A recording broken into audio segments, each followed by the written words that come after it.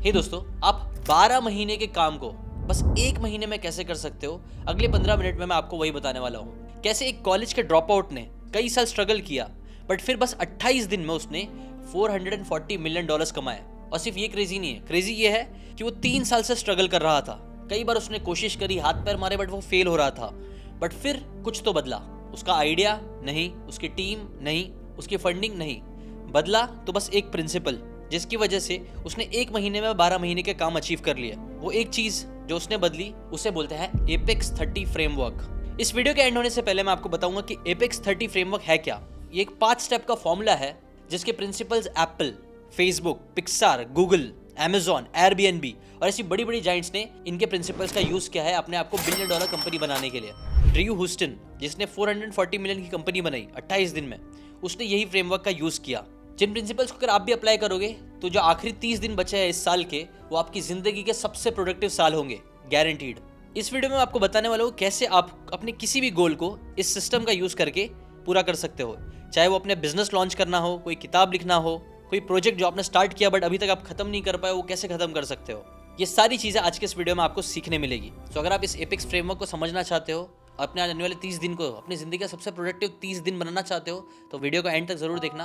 Video के and में आप लोगों के लिए एक स्पेशल गिफ्ट भी है। मैं आप में से 5 लोगों को एक गिफ्ट देने वाला हूँ जिसकी वर्थ 25,000 रुपए होने वाली है। ऐसी चीज मैं आपको देने वाला हूँ जो 25,000 में हमने बेची है। आप लोगों को वो मिल जाएगी एज अ गिफ्ट मेरी तरफ से। कैसे मिलेगी वो जानना चाहते हो तो वीडियो को एंड तक जरूर देखना। एंड में आपको बताने वाला हूँ कि कैसे आप उन लकी विनर्स में आ सकते हो। बट उससे पहले समझते हैं उस लॉ के बारे में जो इस पूरे सिस्टम को कंट्रोल करता है।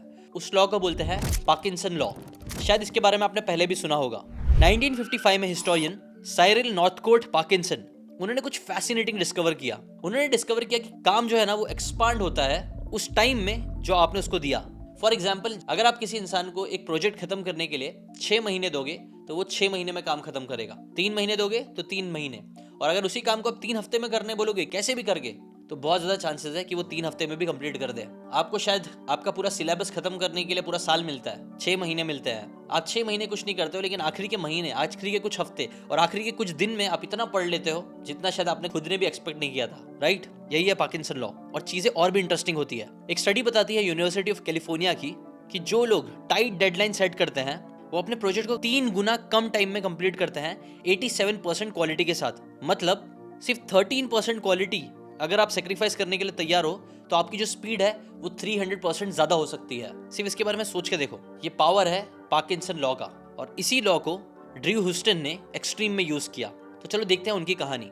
ड्रू ह्यूस्टन जब कॉलेज से ड्रॉप आउट लेके अपने एक फाइल सिंकिंग आइडिया पे काम कर रहे थे, तब उनको हाथ पैर मारते हुए 3 साल हो चुके थे, बट कुछ नहीं हो रहा था। इन 3 सालों में उन्होंने कई सारे प्रोटोटाइप बनाए, कई सारे कोड लिखे, पोटेंशियल यूजर से बातें करी, बहुत कुछ किया, लेकिन फिर भी वो एक चीज में फंसे हुए थे जिसे बोलते हैं परफेक्शन पैरालिसिस।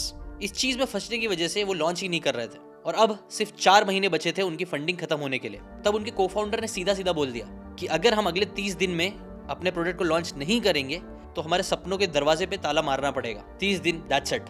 अब ये चीज सुनने के बाद ड्रू के अंदर सच में कुछ तो बदला। उन्होंने डिसाइड किया कि ठीक है, कुछ तो करना पड़ेगा। और तब उन्होंने सक्सेसफुल एंटरप्रेन्योर्स को स्टडी करना चालू किया। जैसे फॉर एग्जांपल, वो स्टीव जॉब्स को लेके बहुत फैसिनेटेड थे, इसलिए जब उनके ऊपर उन्होंने स्टडी करी तो उनको पता चला कि 1997 में जब एप्पल बहुत खराब परफॉर्म कर रही थी और स्टीव जॉब्स का रिटर्न आया, तब एप्पल के पास 350 प्रोडक्ट्स थे। कितने? 350 प्रोडक्ट। स्टीव जॉब्स ने जैसे ही कमान वापस से अपने हाथ में ली, आते साथ ही उन्होंने 70% प्रोडक्ट को किल कर दिया और सिर्फ 4 प्रोडक्ट पर फोकस करने के लिए बोला। कि बेसिकली एक रूथलेस एलिमिनेशन था उन सभी प्रोडक्ट का जिस पे वो काम कर रहे थे। बट ये एलिमिनेशन ने ही एप्पल को बचाया, जहां से फिर उनका फाउंडेशन iMac, iPod, iPhone, ये सारी चीजें आई। Because elimination creates breakthrough. और यही आता है एपेक्स 30 का पहला स्टेप, जो है द एलिमिनेशन ऑडिट। स्टार्टिंग के 1 से 3 दिन में ड्रू ने इसी प्रिंसिपल पे काम किया। जब उन्होंने अपने 3 साल के काम को नोटिस करना चालू किया, उन्होंने देखा कि उन्होंने पिछले 3 साल में क्या क्या काम किया और क्या क्या काम उनके ऑलरेडी चल रहे थे। और उन्होंने अपने आप से एक बहुत ही ब्रूटल क्वेश्चन पूछा, जो आपको भी अपने आप से हर महीने पूछना चाहिए। उन्होंने पूछा कि अगर मेरे पास सिर्फ 30 दिन है जिसमें मुझे अपने प्रोडक्ट को लॉन्च करना ही है, तो कौन सी ऐसी चीज है जो मुझे आज से ही करना बंद करनी चाहिए ना। उन्होंने जब अपना ओरिजिनल प्लान खोल के देखा ना, तो उसमें ये सारी चीजें लिखी हुई थी। Building apps for Windows, max and Linux, creating a perfect search feature, designing complex sharing systems, granular permissions, mobile apps, detail documentation, ऐसी कई सारी चीजें उसमें लिखी हुई थी। उन पहले 3 दिनों में उन्होंने दिल पे हाथ रख के एक एक करके वो सभी चीजों को कट करना चालू किया जो ज़रूरी नहीं थी, और उनका गोल था सिर्फ एक चीज़ पे आना, कि आखिरी में सिर्फ एक चीज़ बचना चाहिए जिस पे उनको काम करना है। और वो जो एक चीज़ जो उनको सिलेक्ट करना था वो फाइनली उनको मिल ही गया। वो सिंपल चीज़ थी, एक सिंपल सा फोल्डर क्रिएट करना जो सिंक करता है फाइल्स को दो कंप्यूटर के बीच, दैट्स इट। और तब उन्होंने अपना एक्शन लिया। ऐसे कुछ आप भी करो। आप भी जितने भी काम आप राइट नाउ आज अपनी लाइफ में कर रहे हो उसको एक एक करके लिस्ट करो, और उन सभी कामों में से एटलीस्ट 80% कामों को कट कर दो, और सिर्फ जो 20% काम बचे हैं उन पे फोकस करो। ये होगा आपका स्टेप नंबर 1। उसके बाद क्या करना है? वेल, आ जाते हैं ड्रू की स्टोरी पे। ड्रू ने इसके बाद वापस से, क्योंकि वो स्टीव जॉब से काफी फैसिनेटेड थे, तो उन्होंने पिक्सार के बारे में भी स्टडी करी, और उन्हें एक बहुत इंटरेस्टिंग स्टोरी पता चली पिक्सार के बारे में। बेसिकली पिक्सार में जब टॉय स्टोरी 2 जो थी ना वो बनाई जा रही थी, तब उनके फाउंडर्स ने इसकी जिम्मेदारी अपनी बी टीम को दे दी थी। उनकी जो टीम ए थी वो द बग्स लाइफ पे काम कर रही थी, जो उनका एक दूसरा प्रोजेक्ट था। और जब ये टॉय स्टोरी 2 का फाइनल प्रोडक्ट उनके सामने आया तब प्रोडक्ट बहुत ही ज्यादा घटिया निकला। जो क्वालिटी थी मूवी की वो बहुत खराब थी, कैरेक्टर्स में डेप्थ नहीं था, वो अच्छे नहीं थे, एनिमेशन क्वालिटी नहीं अच्छी थी, कोई भी चीज अच्छी नहीं थी। इसलिए तब स्टीव जॉब्स ने ये बोल भी दिया था कि if we ship this film as it is, Pixar dies. और इस वजह से उन्होंने क्या किया, पूरी मूवी जो उन्होंने इतना खर्चा करके बनाई थी, पूरी मूवी को स्क्रैप किया और वापिस उसके ऊपर काम किया। और ये काम खत्म करने के लिए उनके पास टाइम नहीं था, इसलिए उन्होंने क्रिएट किया द नाइटमेयर डेडलाइन। उनके पास स्क्रिप्ट नहीं थी, एनिमेशंस नहीं थे, स्टोरी बोर्ड कुछ नहीं था, बट फिर भी उन्होंने 9 महीने का टाइम दिया कि 9 महीने में पूरी मूवी खत्म होनी चाहिए, कैसे भी हो।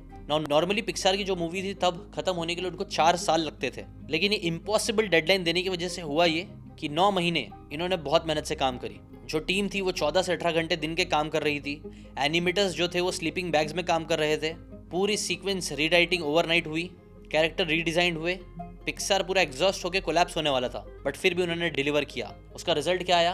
Toy story 2 one of the greatest sequels बनी फिल्म हिस्ट्री की, जिसको रॉटेन टोमेटोज पे 100% का रेटिंग मिला। बॉक्स ऑफिस के सारे रिकॉर्ड टूट गए और उसे ऑस्कर भी मिला। और ये सब कैसे हुआ? एक इम्पॉसिबल डेडलाइन देके। और इसी स्टोरी से इंस्पायर्ड होकर आता है एपेक्स 30 का स्टेप नंबर 2, जो है इम्पॉसिबल डेडलाइन क्रिएट करना। ड्रू ने ये स्टोरी सुनने के बाद एक डिसीजन लिया कि वो भी अपने लिए एक इम्पॉसिबल डेडलाइन देगा, जो फॉर्चुनेटली या अनफॉर्चुनेटली उनके पास ऑलरेडी थी।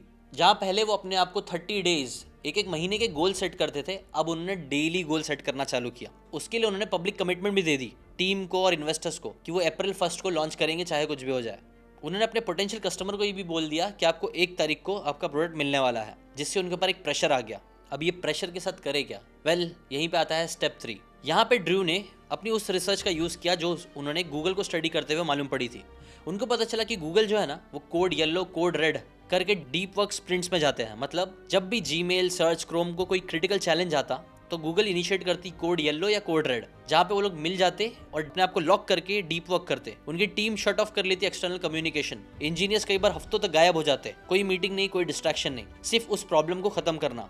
और इसी को बोलते हैं एपेक्स 30 का step 3, deep work sprints. Facebook ने भी ये चीज कई बार यूज करी है, जिसे वो वॉर रूम बोलते हैं। जब भी कोई मेजर लॉन्च आ रहा होता है, कोई इलेक्शन या मेजर अपडेट के टाइम, तो कई बार वो 24/7 deep work war rooms create करते हैं, जहाँ उनकी टीम्स 30 से 45 डेज तक कई बार रहती वहाँ।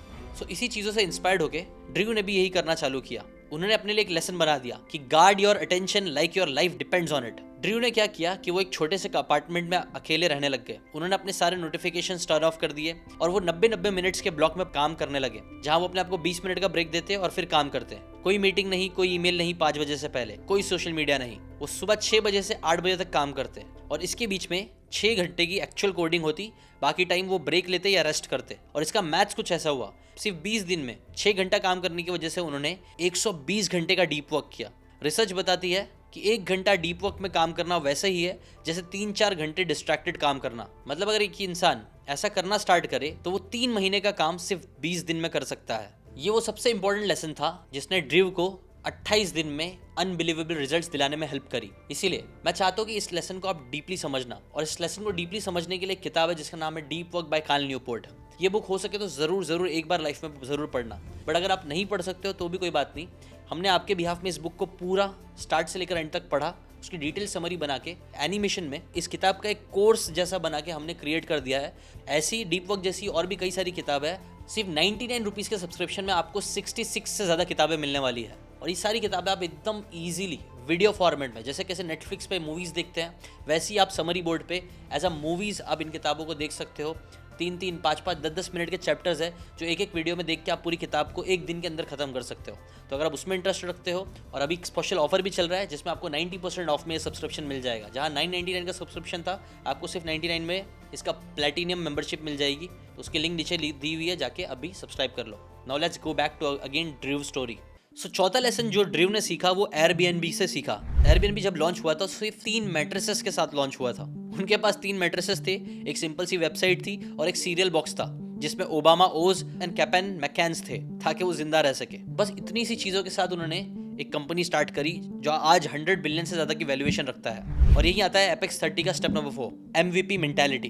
Done is better than perfect. अपने 28 दिन के रन में 26वें दिन पे ही ड्रीव ने ये कंक्लूजन पे वो आए, जो उनका प्रोजेक्ट है, जो ड्रॉपबॉक्स है, जो अभी भी काफ़ी बगी है, क्रैश करता है, इंटरफेस बेसिक सा है, बट स्टिल काम करता है और थोड़ा बहुत काम करना इंपॉर्टेंट है। तब ड्रीव ने याद करा कि कैसे 80% क्वालिटी और 300 स्पीड मैटर करती है। और उन्होंने अपने आप से क्वेश्चन पूछा कि क्या ये गुड इनफ है अपना प्रूफ ऑफ कॉन्सेप्ट के लिए, लोगों तक पहुंचाने के लिए। और उनको आंसर मिल गया यस। तो जब उनको ये आंसर मिल गया तो उन्होंने और वेट नहीं किया। 28वें दिन ही उन्होंने एक 3 मिनट का डेमो वीडियो बनाया ड्रॉपबॉक्स को समझाते हुए, और उस एक वीडियो से 75,000 साइन अप्स आए। तो याद रखो, कई बार है ना, अगर आपको जिंदगी में रिजल्ट्स चाहिए तो आपको परफेक्ट प्रोडक्ट नहीं चाहिए, परफेक्ट वीडियो नहीं चाहिए, कोई भी चीज़ परफेक्ट नहीं चाहिए। गुड इनफ चीज़ भी आपके पास है प्रूफ ऑफ कॉन्सेप्ट के लिए, उसे सीधा लॉन्च करो और उसके बाद ये 5th स्टेप यूज करो एपेक्स 30 का, जो ड्रीव ने इंस्टाग्राम की स्टोरी से सुनी। इंस्टाग्राम जब लॉन्च हुआ था तब वो बर्बन नाम से लॉन्च हुआ था, जहाँ पे लोग अपना लोकेशन शेयर कर सकते थे कि वो कहाँ है, कैसे है, ये सारी चीजें। बट ओरिजिनल ऐप जो था ना वो फेल हो रहा था, लोग उसे इतना यूज नहीं कर रहे थे, सिवाय सिर्फ एक फीचर के।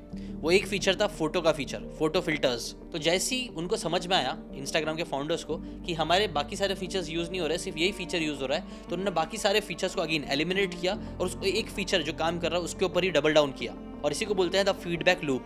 ये एक लेसन ने, फीडबैक लूप ने उनकी कंपनी को पूरा बचाया। आज पता ही है आपको इंस्टाग्राम कितना बड़ा बना, जिसे फिर फेसबुक ने एक्वायर भी कर लिया। और यहीं से आता है स्टेप नंबर 5 एपेक्स का, the feedback loop. Let reality guide you. आखिरी कुछ दिनों में ड्रीव ने क्या किया कि ड्रॉपबॉक्स के जो 75,000 साइनअप्स आए थे उन लोगों को उन्होंने 100 करके एक्सेस देना स्टार्ट किया और फिर देखना चालू किया कि क्या उनका सिस्टम जो उन्होंने बनाया था वो काम कर रहा है, नहीं कर रहा है, लोगों को पसंद आ रहा है, नहीं आ रहा है, कहाँ पे प्रॉब्लम्स आ रही है, कहाँ पे बग्स आ रहे हैं। और फिर वो जो आखिरी के 2 दिन थे उसके अंदर उन्होंने इतनी सारी चीजें उनको रियलाइज हुई, समझ में आया, जो उनको पिछले 3 सालों में समझ में नहीं आया था, जो उन्होंने सोचा तक नहीं था कि अच्छा ऐसा भी हो सकता है। और इसी तरह ड्रॉपबॉक्स 28 दिन का जो प्रोडक्ट लॉन्च हुआ वो 18 महीने में ड्रॉपबॉक्स 4 मिलियन यूजर्स तक पहुंच गया, जिसकी वर्थ आज $8 बिलियन की है। और ये सब क्यों हुआ? बिकॉज ड्रीव ने कंप्रेस किया अपने टाइमलाइन को from some day to 30 days, जो आपको भी करना है। अब देखो, एक फुल डिस्क्लेमर देना चाहता हूँ, ये जो पूरी स्टोरी मैंने आपको बताई वो 100% रियलिटी नहीं है, थोड़ी चीज़ें फैब्रिकेटेड है, लेकिन जितने भी लेसन्स है वो रियल है, जो रियल लोगों ने यूज़ करके बहुत कम टाइम में, इनफैक्ट 30 दिन में भी रिजल्ट अचीव किया है। जैसे कि ये वाली स्टोरी जो आप पॉज करके वीडियो पढ़ सकते हो,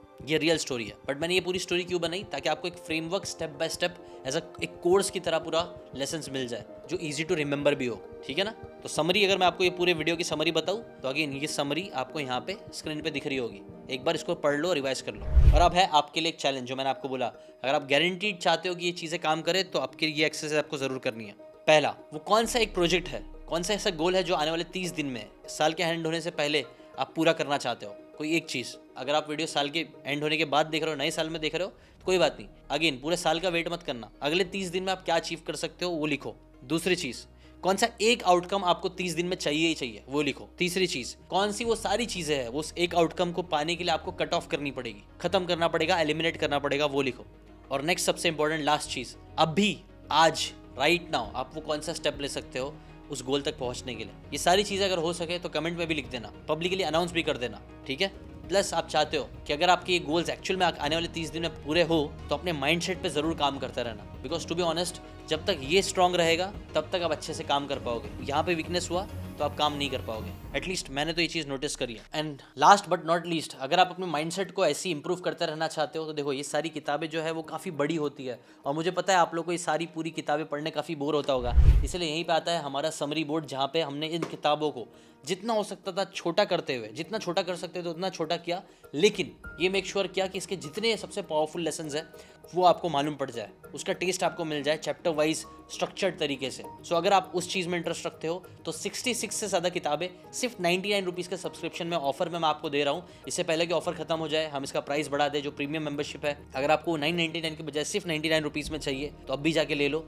इसके साथ बोनस भी आपको मिलेगा। बोनस ये है कि हम हर महीने 1 से 2 लाइव सेशन करेंगे जहाँ पे आप और मैं हम लोग जूम पे मिलेंगे और इन किताबों की बातें कैसे मैं अपनी लाइफ में अप्लाई कर रहा हूँ, कैसे आप उसे और ज़्यादा अपनी लाइफ में अप्लाई कर सकते हो, वो सारी बातें का डिस्कशन वहाँ पे होगा। सो अभी जाइए रजिस्टर कर लिए इससे पहले कि ऑफर खत्म हो। ये ऑफर सिर्फ स्टार्टिंग के 500 लोगों के लिए है। सो गो एंड सब्सक्राइब। आप में से 5 लकी विनर्स को मैं एक स्पेशल गिफ्ट भी दूंगा जिसकी वर्थ खुद 25,000 रुपये की होगी। सो अगर आप भी उन लकी 5 में आना चाहते हो तो लिंक इन द डिस्क्रिप्शन। अभी जाइए सब्सक्राइब करिए।